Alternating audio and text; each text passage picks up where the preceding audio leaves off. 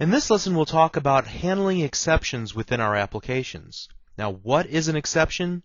Well, a very simplistic way of looking at it is something unexpected that happens while your application is executing. And while this has become the default definition for the term, it's not entirely accurate. An exception is a special kind of an event that's raised by a method in a class. Now, whether that class is in the .NET framework or a class that you create doesn't really matter. It's an event that's fired because it either meets some condition or doesn't meet a condition that was expected. It's up to every method of every class, whether we're talking about classes in the .NET framework or even classes that you create, to decide when and why to raise an exception. Now, usually it's because there's something about the state of the application or the values that were input into the method that are somehow invalid, although that's not always the case. But at any rate, when this happens and it's impossible for the method to continue executing, the last thing that it can do is throw up its hands and raise an exception, hoping that the code that called that method can gracefully handle the situation. So what happens is that you have a method, let's say the button one click event that we've been talking about up to this point, and the event handler calls a method of some class in the .NET framework. Now we can build on the previous lesson. Let's say that this is the constructor of the system.xml.streamReader class. And we pass in an invalid file location to the constructor, and obviously there's a problem because the StreamReader class can't continue on, so it throws an exception. And think in terms of throwing and catching a ball, for example. The stream reader has to tell your code that something was wrong and that it couldn't continue executing, so it bundles up all the information that it can ascertain into a special object called an exception object. The exception object is then passed to the code that originally called the method, hoping that it will know what to do. And the code you've written that calls the StreamReader's constructor method can just ignore the exception, or it can handle the exception. Now, up to now, we've just been ignoring all the exceptions, so our code hasn't been very robust. It's easily breakable. However, we can write some special code that checks just in case something bad happens as we're calling the StreamReader method, and ensures that if something bad does happen, our code can handle it. We do this by using a try-catch statement within our code, and we'll look at this in just a moment. So when we write code, it's up to us to identify those lines of code that might be easily broken and make sure to add these try-catch statements around them, and I'll talk about how to identify them also later on in this lesson. Let's talk about this exception class for just a moment. The exception class is the base class for all exceptions. So we've already encountered a few exceptions. For example, in the previous lesson we saw the file not found exception that was thrown whenever the .NET framework tried to open an XML file but it couldn't find it in the directory it expected to find it in.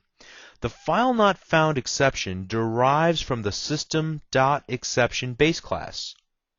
Now, why do you have to use specialized versions of the exception class? Why not just use the exception everywhere?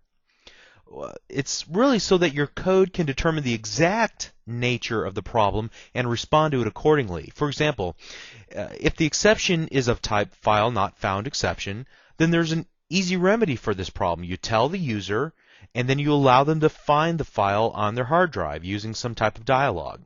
Or perhaps the file is corrupt. Then there's a different exception for that, which requires a slightly different error message to the end user, and perhaps a slightly different remedy in order to fix the problem. Or perhaps the file doesn't contain any XML, or any of a number of possible problems that could occur. Having these specialized versions of the exception base class allows you to pick the right course of action and then try to handle it within your application if possible. And if it's not possible, then you can tell the user that the problem, what the problem is, and ask for their intervention, like please pick another file. So in the .NET framework, there's dozens, if not hundreds, of different exceptions that have been defined that are all deriving from the system.exception base class. And whenever you create your own applications, your own classes, you can create your own specialized versions of the exception-based class. Now, we're not going to talk about how to do that in this series of lessons, but on www.learnvisualstudio.net, we talk about that at great length. So let's continue on. let's talk about a best practice, and that is that you should anticipate the problems that can occur within your application. When you anticipate what those problems are, then you should write try-catch code around those possible problems. And if you can resolve the problems without the user's involvement, then that's great. That's what you should do. If the problem requires the user to intervene, like please pick another file, then that's okay too. But you should never just allow the application to break and leave the user confused about what to do next. So let me give you an example of what I mean. We're going to create a little application that will intentionally be easily broken and look at what happens whenever we don't handle the exceptions. And then we're going to wrap some try-catch statements around the code and see how to handle the situation a little more gracefully. So you see that I've taken the liberty of creating a new project called Lesson 11. It's a simple Windows Forms application. And here I'm going to put a button, and I'm going to put 2 text boxes. And this is going to be just a simple calculator that will allow us to add 2 values together or multiply 2 values, whatever we choose to do here. So let's just drag and drop our 2 text boxes. Okay, and I'm going to double click on my button, and here I'm going to paste some code in. Okay, so you can see here that what I've done is to create a value called result, and I'm going to multiply text box 1 times text box 2 after parsing the values in text box 1 and text box 2 to integers. And then I'm going to show the results into a string. Then I'm going to finally, in the last 2 lines of code here, clear out the values in the text boxes. Now, obviously, this can be easily broken because all I would need to do is put in any alphanumeric character, not just a numeric character, and we've got problems. Okay, so this works well, but this will not work well.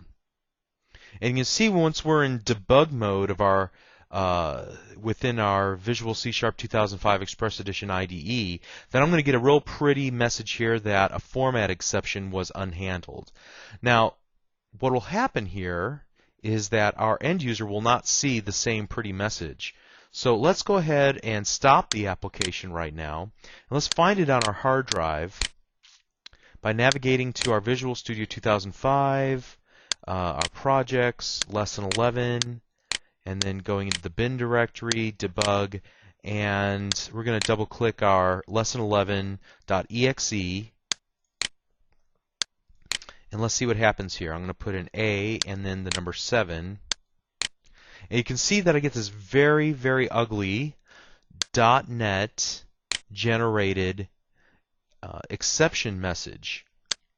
And you can see here that you can find details, but it's still not very useful to an end user because there's a lot of information here that they would have absolutely no idea what it means. Okay, so you don't want your end user to see this. You'd probably prefer to put a more friendly message box that says, look, you're not using values that are acceptable to this application.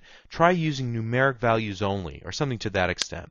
So let's go ahead and quit that, and then rewrite our application or add some exception handling code around this so that we can make this a little more user-friendly. The way this problem can be remedied is by using what is called declarative exception handling through the use of the try-catch statement as we've indicated earlier. The try statement defines a code block that is watching for exceptions as they happen. If an exception is found, then the code execution is diverted from the current line of code to a catch statement. And you can have more than one catch statement to catch more than one specific type of exceptions, or you can handle all the exceptions by just catching the base system.exception class. So let me show you how to do this and rebuild this example so that we can take advantage of this. I'm going to just drag a second button, double click it, and now I'm going to paste some code into my button to click event. Okay. This time we still have on the first line the creation of our result integer. And the next line of code is a try statement with an open and close curly brace. Between that code block we have the 2 lines of code that we saw in the previous example, result equals int.parse text box 1 and so on. where we're multiplying text box 1 by text box 2, grabbing the result, and in the next line of code displaying it in a message box. Now, if there's a problem within that try block of code, then an exception will be thrown, and now we're able to catch the exception. You can see here that I'm just catching a general exception, the base class. This will allow me to catch any exception that happens. Now, I'll show you why we'll want to be more specific in just a moment. But you can see here that if there is a problem, then I'm going to display a message box and just assume what the problem was. There was a problem with your entry, and so on. And then finally, the last two lines of code is where I clear out the text boxes. Let's run the application one more time. And this time, whenever I use a alphanumeric character instead of all numerics, I get a message box that's a little bit more friendly. There was a problem with your entry. Please make sure you use numerical values. Okay. So we're able to handle this more gracefully. My application is still running, and the user knows now that they can't input alphanumeric characters. Now, what I can do to even further extend this example is to add another catch statement. As I said just a moment ago, you can add multiple catch statements in order to narrow down the exact problem that happened within the try block of code. So here we go, catch, and we're going to use the format exception and define a code block for that. I'm just going to copy this message box that we used here. But this time, I'm going to change the general exception to remove some of the more specific text, because we really don't know what the problem was. So I'm just going to, we don't know, whoops, we don't know what the problem was. And I think you'd probably want to be a little more specific than that, but that's the gist of what's going on here. So let's set a breakpoint here within our code. Save it and then run our application. And this time I'm going to type in A and 7 and then click button 2. And now you can see that I'm stepping through code. I'm going to use my step into button. And notice that immediately it jumps to the format exception catch block.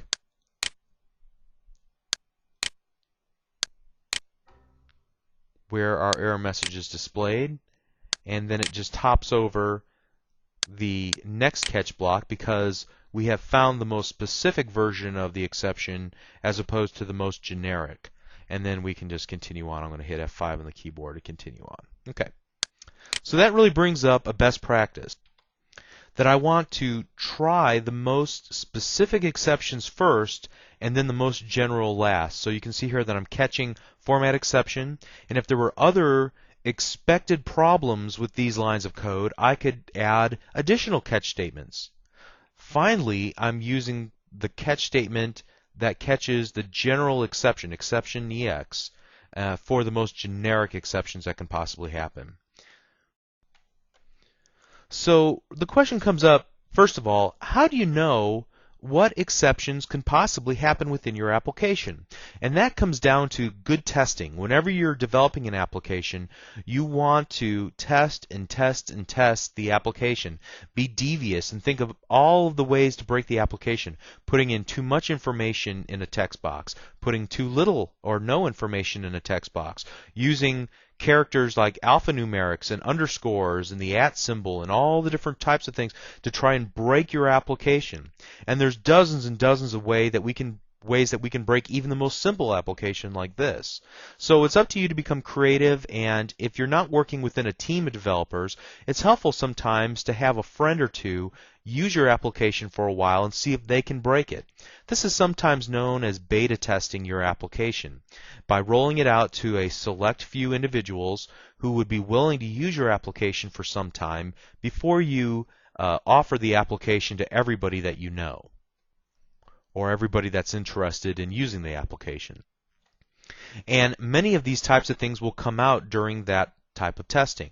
And you can then take that opportunity to recreate the problem as you're testing on your computer and find what the specific exception is that was triggered, and then catch that And ideally, in this instance, what we would want to do is just report the problem back to the user, but you might have other creative ways to handle the problem. Maybe you happen to know that they were trying to hit, instead of the letter A, the number 1. That's a big assumption for this particular application, but perhaps if a file is missing that was expected, like we saw in the previous lesson, maybe you can look at the parent directory and then ask, is this the file that you meant to use, or something along those lines. But find a creative solution to the problem, and if, again, the problem can't be remedied without the user's intervention, then bring the user in only after you've exhausted all the possibilities. Okay, so you can see how to use the try and the catch statement. Let's now talk about throwing exceptions from a custom class that you build. So to illustrate this, what I've done is create a class called myClass, and in the definition of myClass, I have added a single method that returns a type double called myMethod that accepts a type double taxable amount. Then what I do is I check the value of the taxable amount, and if the value is greater than 100,000, then I throw a new instance of the argument out of range exception.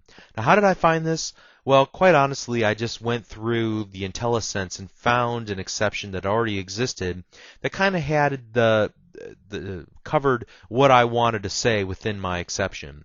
But I could have picked one of a number of different exceptions. This one seemed to fit the best. You can see that I did something a little bit different in the next example, where I made sure that taxable amount is not less than 0. If that's the case, then I just create a generic exception, just the base class, exception EX equals new exception, and then I pass in a string, which is one of the overloaded constructors for the exception object, and that string represents a message that the calling code can take a look at and then display to the end user, or just ignore it, log it in a log file, whatever the case might be. If both of those tests are successful and we are able to then execute the return statement at the very bottom, then we'll just return the taxable amount times some tax rate, in this case 0.075. Next, I've added a button called button 3 to my designer surface of my form. And then taking a look at the click event for button 3, you can see first of all that I've created a variable called taxable amount that I retrieve the value of text box 1 into by parsing it into a double.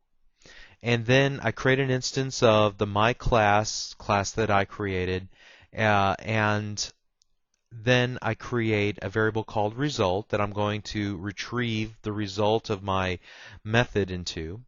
Then you can see my try statement, where I am setting the result equal to myClass.myMethod passing in taxable amount. Then I simply display it in a message box. Now, the next two statements are where I'm actually catching the value from my class if the user were to type in a value that exceeds the ranges that I have set forth within the myMethod method. I can check for the argument out of range exception, or, as you can see here, I just, in the second case, check for just the general exception. And in that case, I don't really know what specific message to tell the user, so I'm going to depend on the message property of the exception to display to the user. This probably isn't the best idea, but it illustrates how to retrieve the message property from the exception object. At the very end of my catch statements, you'll notice that I've added a new construct to our try-catch statement, and that is a finally statement. And you use a finally statement to execute no matter what the outcome is, whether the try statement's executed successfully or whether it was interrupted and a catch statement was executed instead. The finally statement runs in either of those scenarios. It runs no matter what. So in this case, what I want to do is set my instance of my class equal to null, which essentially then indicates to the garbage collector, the .NET framework, that it should be taken out of memory. Now, it's not completely necessary that I do that, and I haven't shown you how to do that up to this point, but it is something that's considered a best practice to do once you're finished with your objects, to set their references equal to null. So now let's do this. Let's set a breakpoint here on this first line of code in our button 3 click event, and then run our application. We'll put in some value, first of all, something easy, 25,000, and then I'm going to click button 3. And we would expect this to execute successfully. You can see now we're going through and checking the value of taxable amount. And so it will return successfully in a message box the value of the tax, $18.75. Very good. And we'll just continue to run our application. Now let's put in a value of -50 and see what happens. Click button 3. We'll step through our code again. This time it should pass the first test, but it won't pass the second test. So an exception object will be created, the message will be set in the constructor, and then it will be thrown to the code that called it, which is back in our button 3 click event. And you can see here that we are going to then display the message property of the exception object that was thrown back to our button 3 click event in a message box. A taxable amount must be larger than 0. Okay, and then it continues on. Finally, just for the sake of completeness, now let's do something like 110,000. Let me count the zeros. Yeah, that looks right. And then click button 3.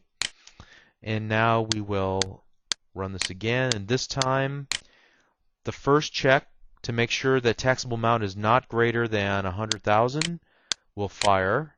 And we'll throw a new argument out of range exception. And you can see that that is then caught. The message box is displayed. And then we're going to execute that last line of code. My class equals null. And then finish executing.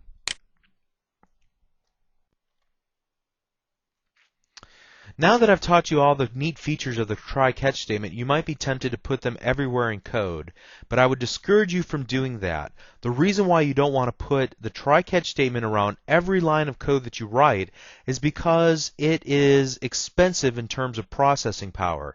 It'll make your application slower, and quite frankly, you don't need to wrap every single line of code that you write in a try-catch statement. You should only wrap those statements that have a propensity to blow up. So for example, you'll notice in some of the code that I've written, like for example this first line of code within the button 3 click event, that I didn't include this in the try catch statement, where I'm taking the taxable amount equals _parse textbox.1.text. Okay, maybe this would be a good place to put a try catch statement because I need to determine whether or not the value is alphanumeric versus a numeric value that can be easily parsed into a double. So that might qualify because we are depending on the input from the end user. However, the creation of new classes, like I've done here in the next line of code, my class equals new my class. We wouldn't need to wrap that in a try-catch statement, nor do we need to wrap the next line, because these are not lines of code that would be easily broken within our application.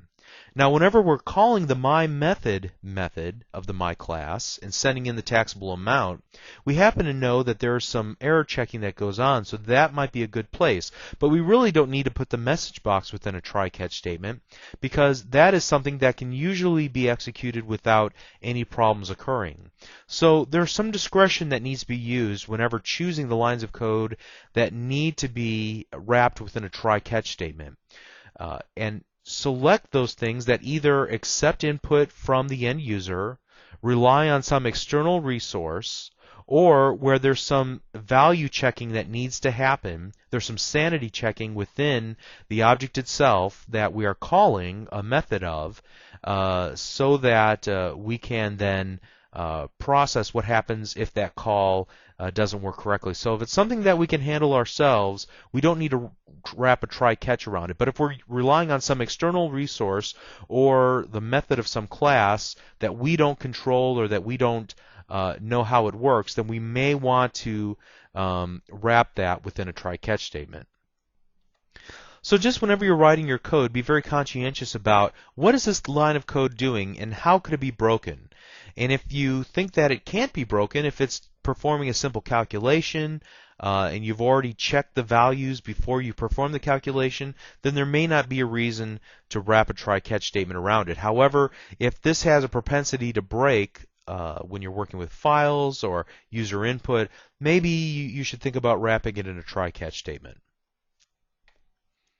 Okay, so we've talked about quite a few things in this lesson in regards to making your applications more robust, more stable, less easily broken by introducing the concept of the try-catch statement, which is a form of declarative exception handling. We talked about the exception object and how it's the base class for all of the specialized exception classes that are used within the .NET framework. We noted that we can create our own exceptions, although we didn't show specifically how to do that. But whenever creating our own classes, we can definitely use this to throw exceptions back to the calling code of our methods within our objects.